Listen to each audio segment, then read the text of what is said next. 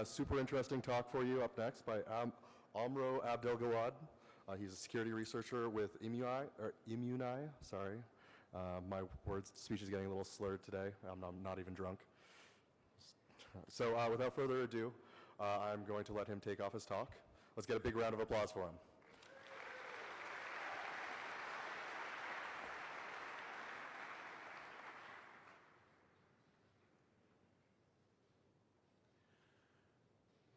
So when I started working on the remote metamorphic engine research, the last thing I was thinking about back then was metamorphism. All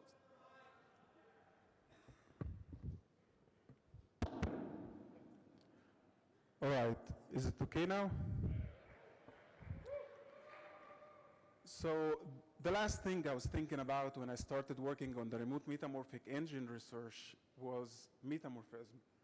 I wasn't thinking about metamorphic at all. I was mainly trying to create unbreakable code, a piece of code that cannot be reverse engineered, cannot be tampered, cannot be analyzed. So anyone who has limited experience with reverse engineering will know that it's actually not possible to create unbreakable code. It's possible to resist reverse engineering, but it's really impossible to create a piece of code that would have high resistance to the degree that it cannot be analyzed. So I researched the subject. I read about a lot of papers, and I learned about a lot of obfuscation techniques, amazing obfuscation techniques, and I applied a lot of techniques. But unfortunately, I failed. Sequence of failure attempts kept going up until the moment that I decided to simplify the problem and treat the problem as a security problem. Well, at first, that actually turned to complicate the problem rather than simplifying it, because unfortunately, we don't know what security is. We know what security is not, and we learn about weaknesses based on knowledge of vulnerabilities, and we learn about strengths in security based on weaknesses and defined weaknesses, but we really don't know what security really is. If you asked me 15 years ago when I started my career, what is security, you would have lost your whole day receiving my response to your question. Today, if you ask me the same question, you will really make me thinking. Something amazing about security that the more we learn about it, the less likely we are capable to define it. But there's no wonder, as at a certain point in my research, I came into a very satisfying view for security, that security actually meant to be undefined, that security is all about undefined expressions that aim to take probabilities out of the equation that you're trying to secure.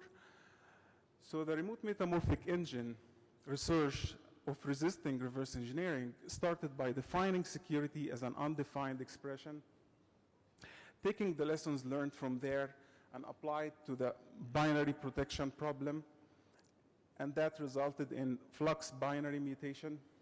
And only then, with flux binary mutation, I started to have satisfying results for resisting reverse engineering. But resisting reverse engineering, or resisting a reverse engineer, turned to be not enough. Once you have high rates of satisfying results of resisting reverse engineering, you will then realize that the problem is much bigger than that. You need to also count automated tools, you need to count AI tools or machine learning, and then the problem is not only about the code, the problem is also about data. How you're going to secure the data, input, output, even the data while it's being processed inside the code. So that resulted in the end by adding techniques to secure the data and the code that resulted in sort of artificial immunity. So that's the outline of the presentation today. And the remote metamorphic engine is actually the name that I've given to the approach, which is a new approach for resisting reverse engineering. But it's more like a new approach rather than an actual engine. And I decided to name the approach like that because it's not possible without metamorphism or mutation, and it's not possible without having the engine or the morphic engine isolated remotely or away from the reverse engineering environment. And I'm applying all these techniques using very simple techniques that I'm going to go through it all with you today within the coming few minutes. So I define security as an undefined expression following very simple analysis flow. If we don't know what security is, but we know about a lot of successful security solutions, so if we analyze these successful security solutions enough, we can then find patterns that keep repeating itself everywhere, and then we can, by defining these patterns, probably that will help us to better understand security and will help us to better approach security. So that's exactly what I've done. If you ever do that, you will find something pretty interesting, that randomization and isolation are two major patterns that we rely on in everything, to the degree that if you take these two patterns out of the equation or out of any security solution, security is not going to be possible. Randomization, like, let me give you an example, like stack buffer overflow protection, where we insert random number and then we check on the random number when the function returns. Address space layout randomization to disable jumping into hard-coded locations. Encryption, asymmetric and symmetric encryption. Almost everywhere you will find random numbers. Without random numbers, we cannot apply a lot of security solutions. And on the other hand, a much stronger security pattern is isolation. And if you just treat these patterns based on their meaning, randomization and isolation, you wouldn't really gain much from their meaning. But analyzing them in abstract mathematics, you can then be able to isolate the patterns away from their meaning, and then you would be able to extend their strength and to find their ultimate strength, and then you will be able to move freely with these patterns to apply it on other problems. So I've done just that, and then I arrived into defining randomization in its ultimate security pattern as division by infinity in an inverse relation to probabilities, where like you increase the random number as much as possible to reduce probabilities as much as possible to zero. And on the other hand, I defined isolation as a division by zero, which is an undefined mathematical expression, and by then you can actually take probabilities totally out of the equation. So only then, when I returned back to solve the binary protection problem, only then I started to see another dimension to the problem. From that perspective, all the researches that I read about and learned about and all the failure attempts that I went through, they were all going toward infinity in an attempt to increase the time and effort needed to disable reverse engineering or to resist reverse engineering. So how about going towards zero? In this case, instead of increasing the time and effort needed for reverse engineering, we will just reduce the time as much as possible to zero. So it would allow just few milliseconds for the code to be executed. And by that, there will be no way for the code to be reverse engineered. Imagine that you're just generating a code that will be valid only for 6 milliseconds. There will be no way that it will be reverse engineered, unless it will be saved and then analyzed, and then a reverse engineer will return back to try to attack the system based on knowledge of previous execution. But then, if you do that, it means that the code is expired, the code is not going to be used anymore, so you need to generate new code. And hence, we need to have metamorphic engine. But not a metamorphic engine from the perspective of viruses or malware, where they use metamorphism just to change the way the code looks like, or to change the pattern, or to change the signature of the code. We need to have actually more like mutation engines, more than just morphic engines. So I went by and I defined the unbreakable code as an unpredictable code, that a code that cannot be determined and cannot be, and will keep on changing, and it cannot be expected before it gets executed. And while trying to apply the randomization and isolation techniques that we talked about, I found that the major weakness is actually the static code dynamic data, which is the model that we use to everywhere, that this is the way we learn how to program. This is the way we learn how to develop our software. The code is static and the data is dynamic, and that enables all sorts of reverse engineering and also enables all sorts of replicable software exploits. So I tried to change that model into the dynamic code, dynamic data, that the code will keep on changing and the code will keep on evolving while it's being executed, and that the code will not remain the same, will not remain static. So if you look at the code now and try to analyze it, it should look totally different than the way it looked just a minute ago or a few seconds ago.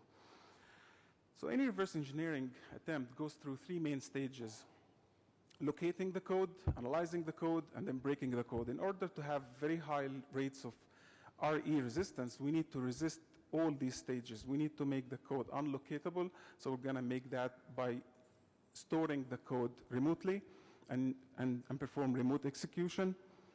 And we're going to disable analyzing the code by using flux binary mutation and by setting the lifetime of the code into few milliseconds. And then we'll make the code unbreakable by allowing the code to know more about itself, that it would detect any tampering attempt, if any happened, while it's being executed. So the remote metamorphic engine architecture looks, as you see here, we'll divide the engine into two separate areas: trusted area and untrusted area. The trusted zone here is the area where the reverse engineer has no access to, and the untrusted zone is where the reverse engineer would have access to.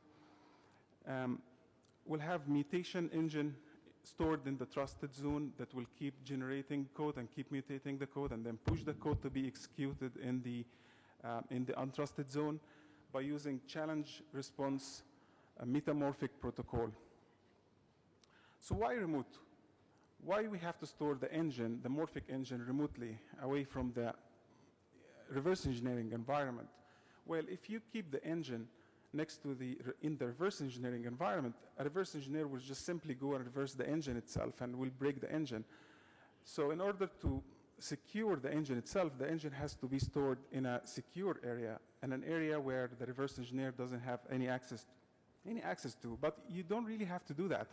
It all comes to what you're trying to defend against. If you are trying to make the code keep morphing itself and keep changing because you're trying to defend against intrusion or malware or external intrusion, so you can then have the engine in the same trusted area.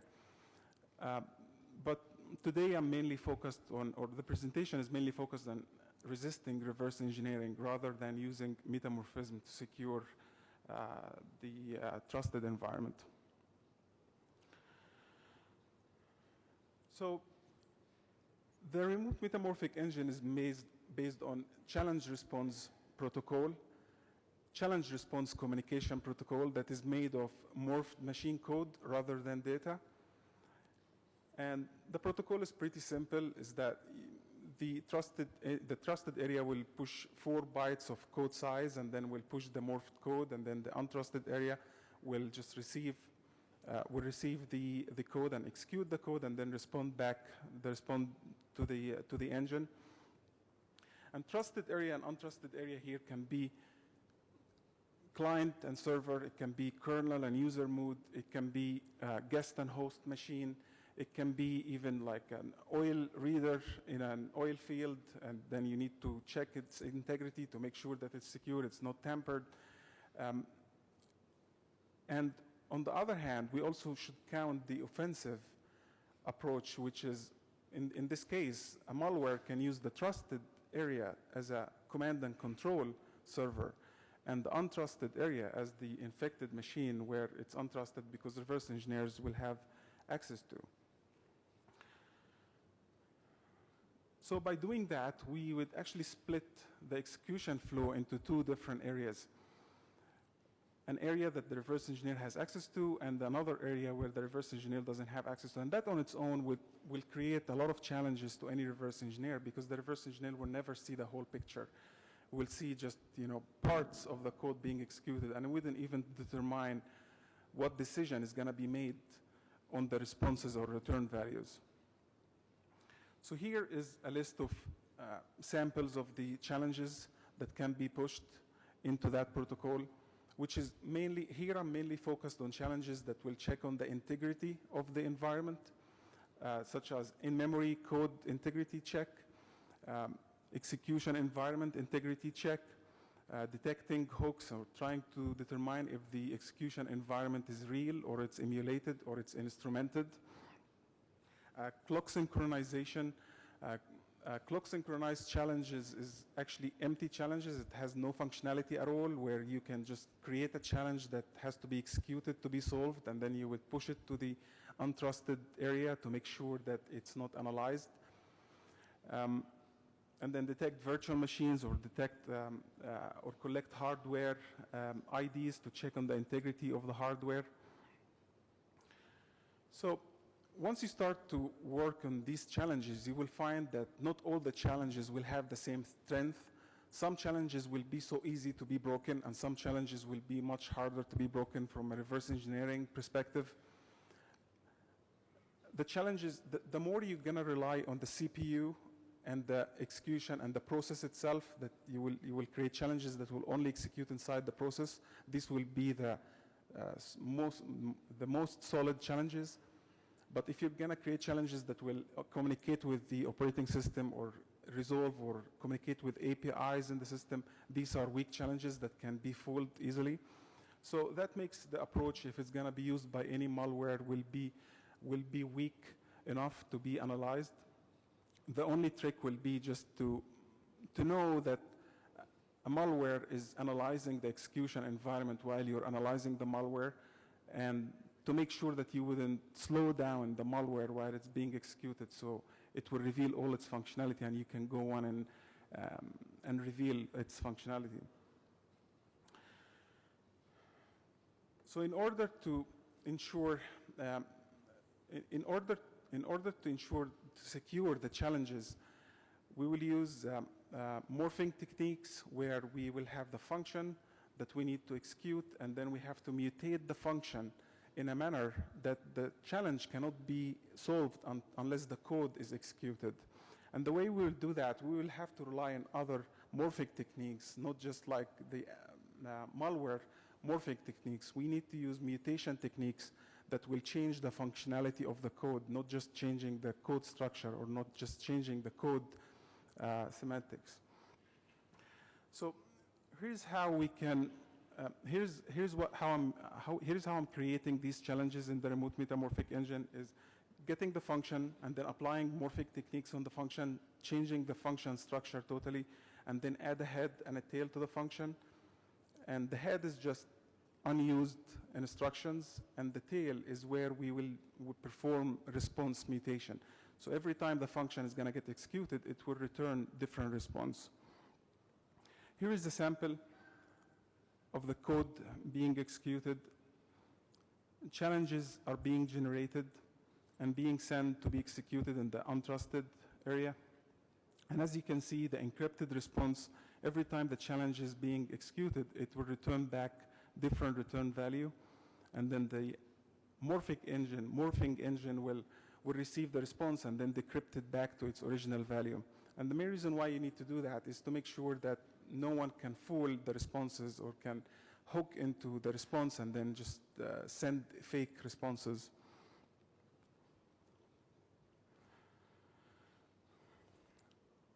So in order to perform mutation for every single challenge, I'm mainly using reversible instructions.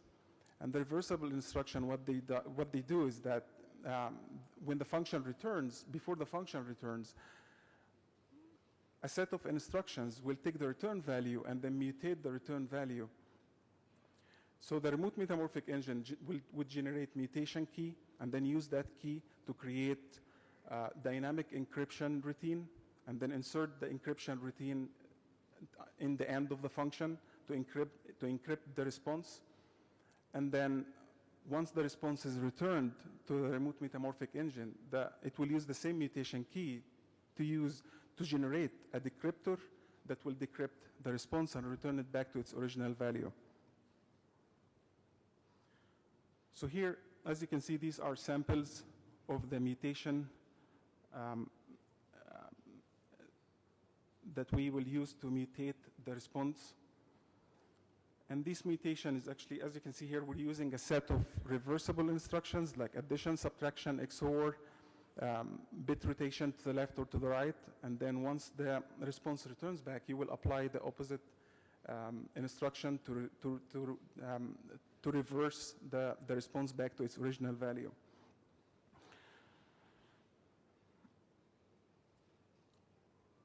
So once you start to use these instructions,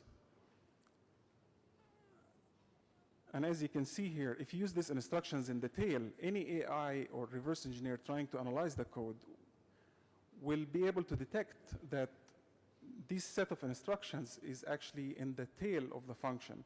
So in order to disable that, we have to use the same exact instructions in the body of the function. We'll use that in the morphing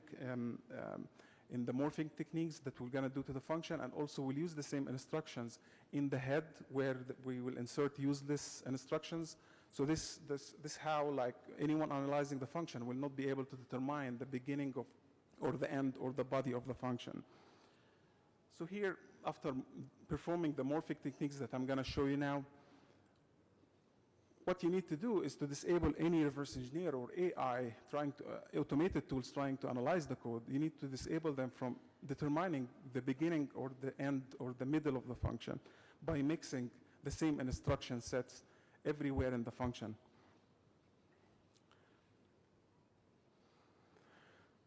So the mutation techniques that we will need to use to resist reverse engineering, it's totally different than the mutation techniques or the morphic techniques that malware would use.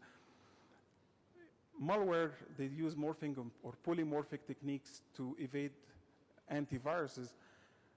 They use polymorphic techniques simply by encrypting the code, and then when the code executes, it will fold in memory and then decrypt, and then will be in its original form.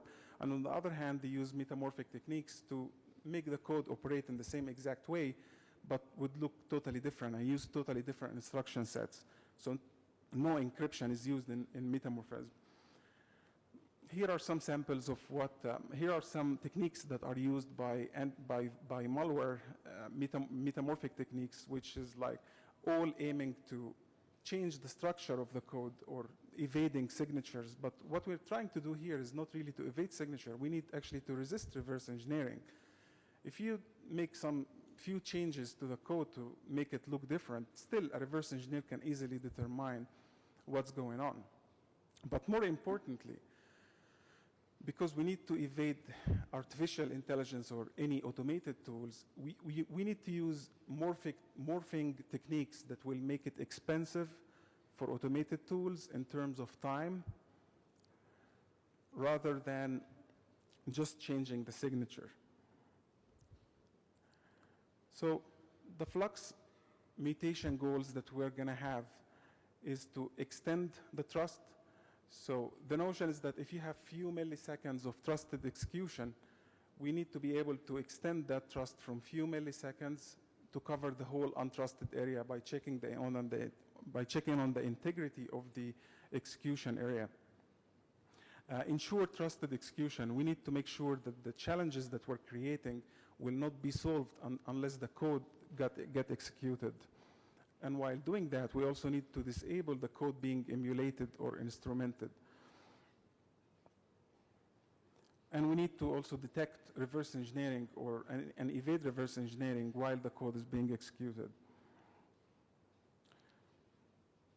So in order to make it expensive for any automated tool or reverse engineer trying to reverse engineer the code, we need to use morphing techniques that will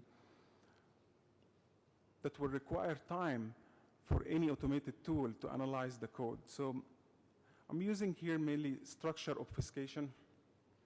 So every time the code is being morphed, the structure of the code will be totally different.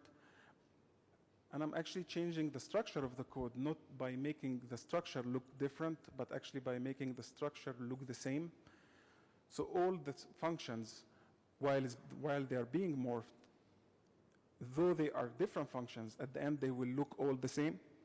And that's how you can make it harder for any automated tools to determine the difference between the functions, so we'll make it harder for any automated tool to attack the code while it's being executed. So these are actually basic blocks. So we take a function, simple function, and then we would morph it into thousands of basic blocks that they all look the same. And these basic blocks will be totally disconnected. There is no edges connecting these basic blocks with one another. And then we'll have to use self-modifying techniques where every single basic block, when the basic block is executed, it will modify itself and then connect to the next block only after it gets executed. So here, as you can see, reverse engineer will just receive the code as totally disconnected basic blocks, and then only when these blocks start to get executed, they will start to connect to one another. And that's how we can make it more expensive for any reverse engineer or automated tool to analyze the code. In order for any automated tool to analyze that code, it has to emulate the execution of these basic blocks or analyze it, so it will be expensive at the end of the day in terms of time. And then at the end, you want to make sure that in order for the challenges to be solved, it will only be solved if the code gets executed. If the code gets executed only natively, or even on an emulator, but not on an instrumentation tool or any tool that tries to understand the code or break the code while it's being executed. So here, sample of these basic blocks.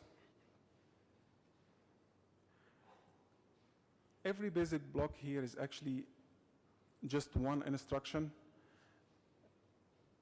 And the morphic techniques that I'm using is actually taking every single instruction. As you can see up here, this is the original instruction.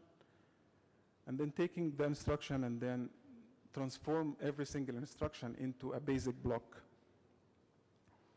And that basic block will encrypt the instruction, and then the only way that the real instruction will appear is by executing the basic block.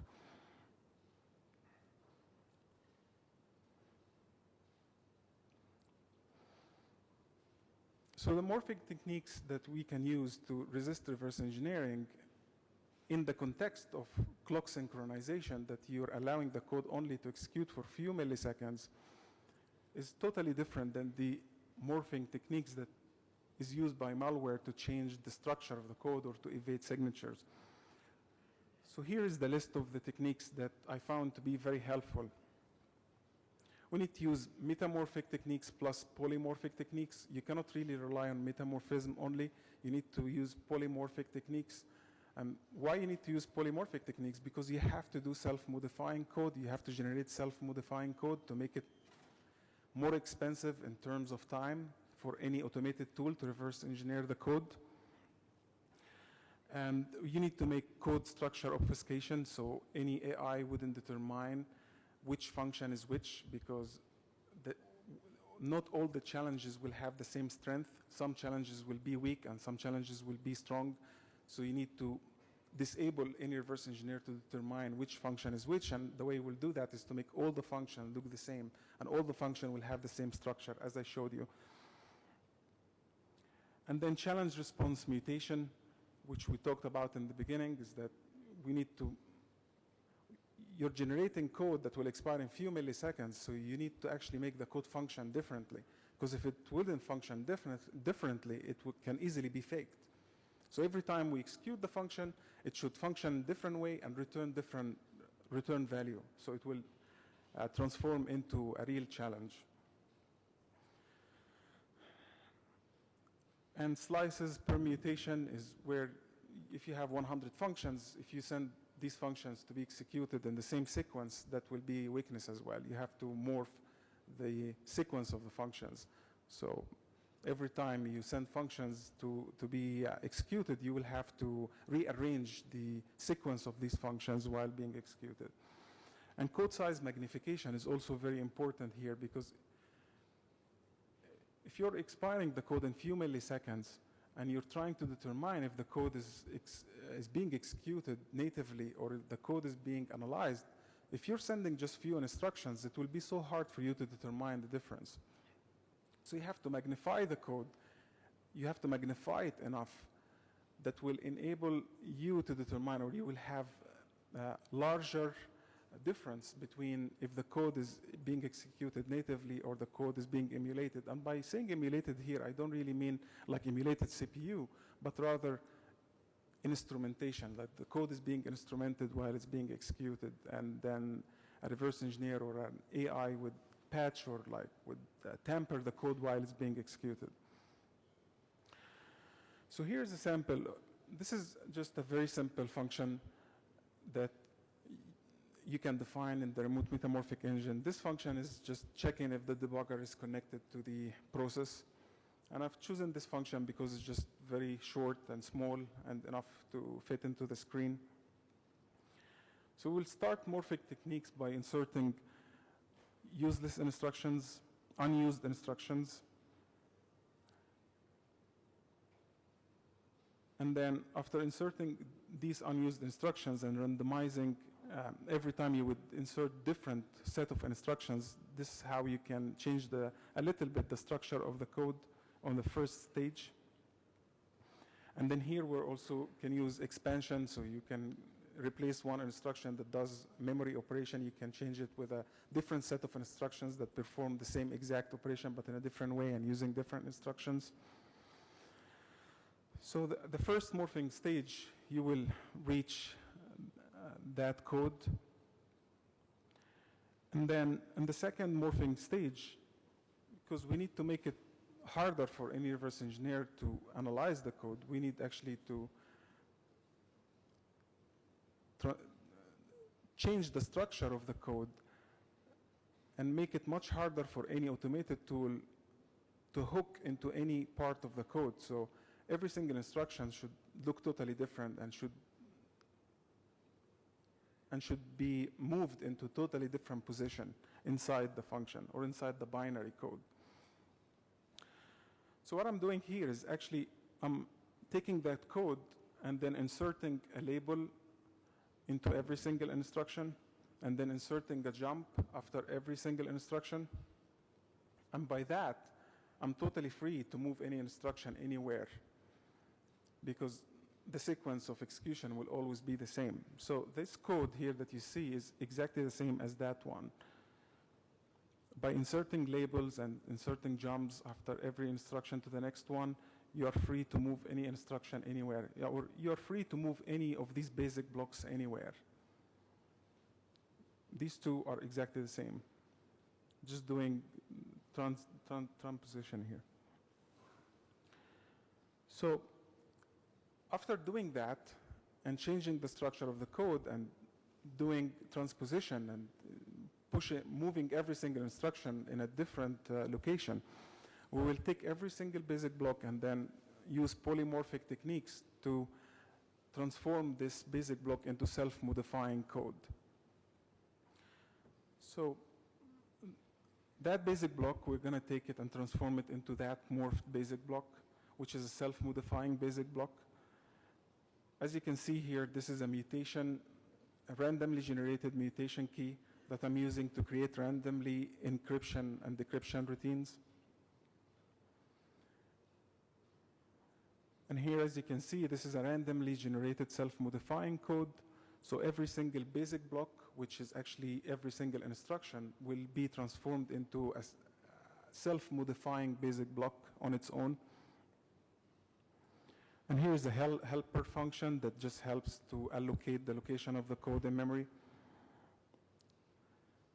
And as you can see, these parts actually will transform into self-modifying, and it will modify itself while it's being executed to unfold into the original instruction or the original basic block.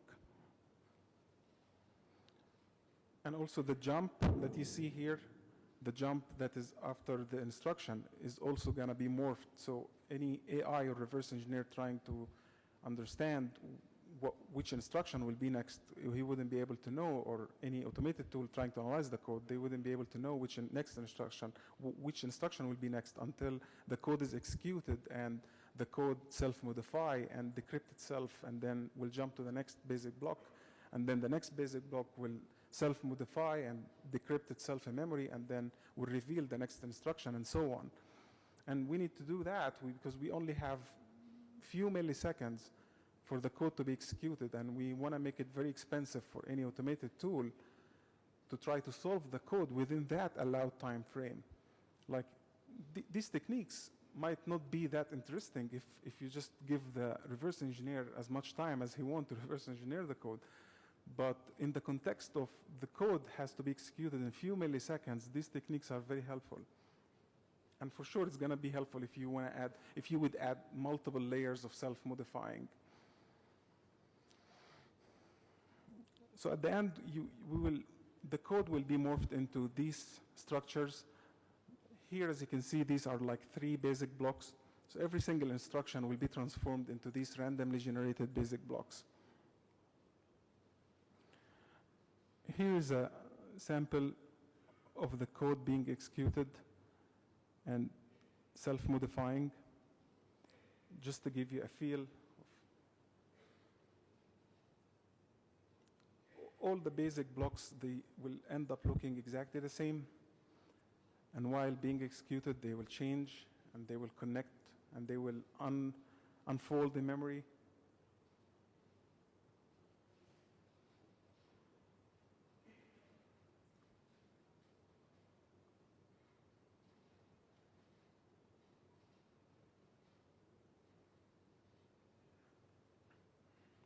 As you can see here, this code will change now and unreveal that instruction. Sorry.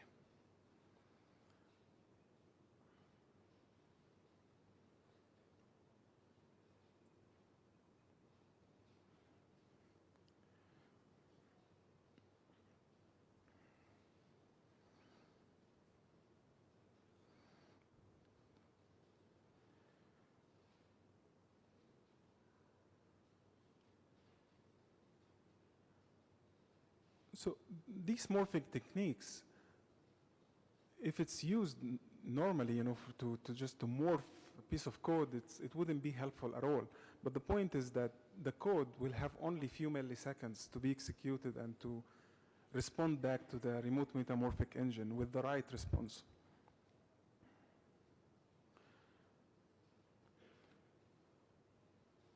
So here, as you can see, these are 4 different generations, 4 different samples of the same function being morphed. And every time the function is morphed, it will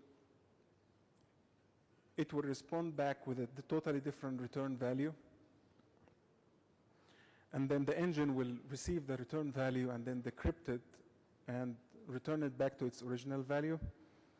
And as you can see here, the response time is 6 milliseconds. I was here connecting the trusted and untrusted area, the remote metamorphic engine and the client on a same machine in a local host. If you're gonna connect it remotely, it might be much longer than that.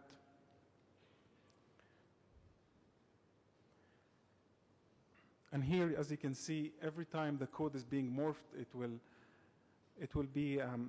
will result in a totally different code size. So the code size will be different, the structure will be different, and the instruction sets that are used will be totally different.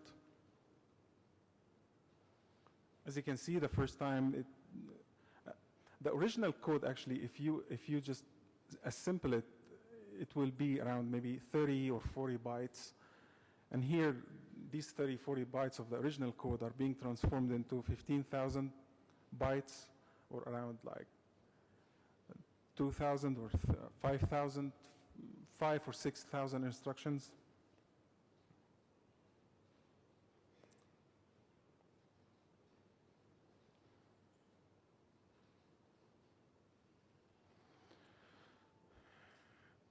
Now, in order to determine if the code is being really executed or if the challenge really been solved without being tampered or without being reverse engineered or without being emulated or instrumented,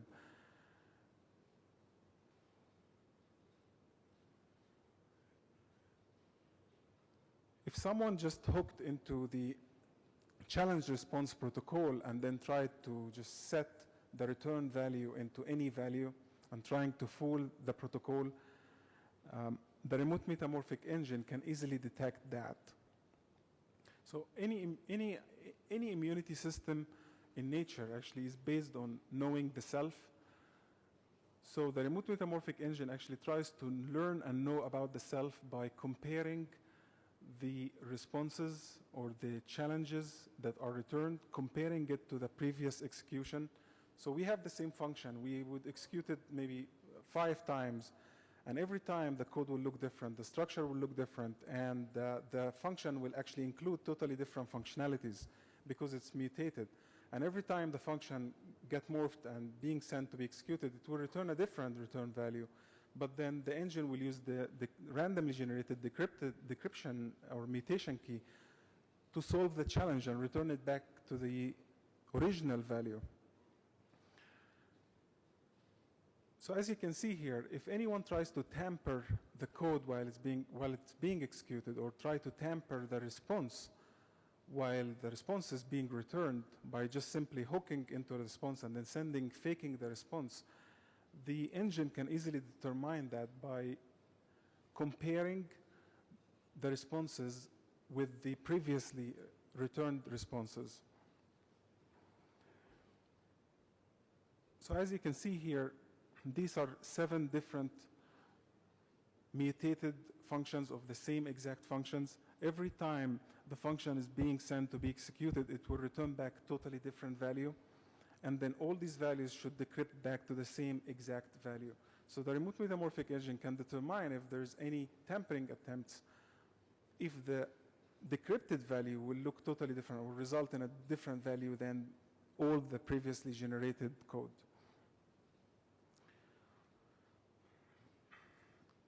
On the other hand, the engine can be able to determine if the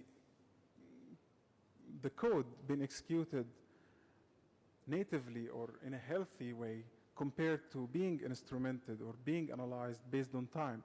So we, in these challenges, for example, we're allowing 500 milliseconds for the code to be executed and to return back. And then the engine can determine if the code is being analyzed or the code is being emulated or being instrumented if the response returns back in a higher time frame than the allowed time frame. So the way I actually set the allowed time frame, I'm actually doing it manually by executing the code natively and then measuring the code, the execution time of the code, and then would allow, because every time you send the code to be executed, it will return back in a different time frame. So you have to enable a time frame because the code will keep on fluctuating. So I'm mainly allowing the average of the execution time multiplied by 3 to 5 factors. And this way, it's based on the assumption that if the code is being analyzed, there must be at least 2 or 3 instructions being inserted to analyze the code. Or there must be at least comparison instructions. So as you can see here, these are all the same functions. These are all same generation, 7 different generations of the same function. Every time it's being executed, it will return back in a slightly different time frame.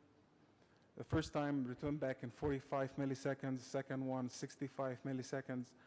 And then in this sample, I'm allowing only 500 milliseconds for the code to be executed. And then once the return value returns back in a higher time frame, the engine can determine that the code is being analyzed, and then it can act in a different way. In case of a malware using these techniques, perhaps that would be the most tricky part of it. You know, a malware wouldn't really be able to change the behavior because the malware will still have to communicate with API, will still have to communicate with the operating system. So still you can determine or you can signature the malware based on behavior analysis, but the tricky part is that the malware can be analyzing the code or analyzing the reverse engineer while the reverse engineer is analyzing the code.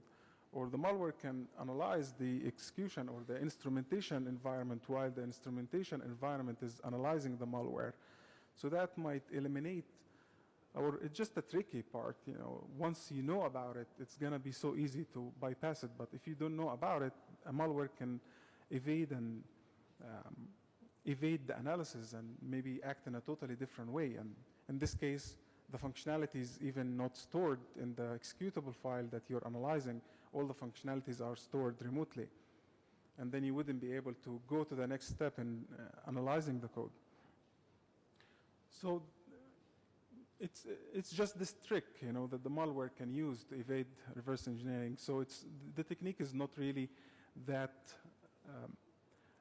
wouldn't really add much, you know, to malware, evading malware, as much as it can be used for defensive approaches, trying to eliminate the code from being reverse engineered, or pushing integrity checking functions to check on the integrity of the code or the integrity of the environment you're executing the code in. And this is actually the most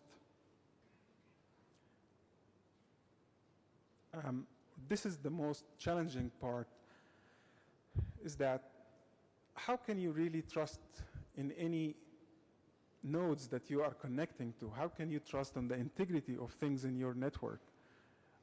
How can you trust the integrity of the processes that are running in your network where you are relying on static code? If you're relying on static code, and that static code can be hooked, can be patched, can be tampered in memory, and then you wouldn't really be able to determine or trust its input or output. So the remote metamorphic engine can be used to check on the integrity of connected things and to ensure that things cannot be reverse engineered, or it will be much harder to be reverse engineered or get tampered. On the other hand, execution time also, you can determine that the code is being analyzed or the code is being faked if the response returned back in a lower time frame than the allowed time frame. In this case, maybe someone is trying to fake the responses and executing it in a much faster CPU, or performing any tampering attempts that would result in the code being returned very fast. So these two variants would help a lot to determine if the code is being executed natively, or it's being tampered, or it's being reverse engineered.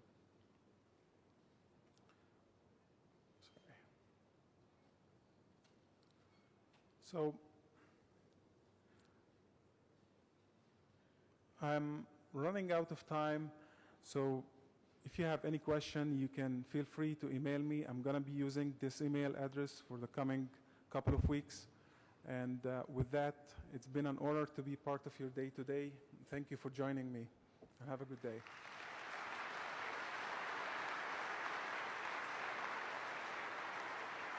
Thank you.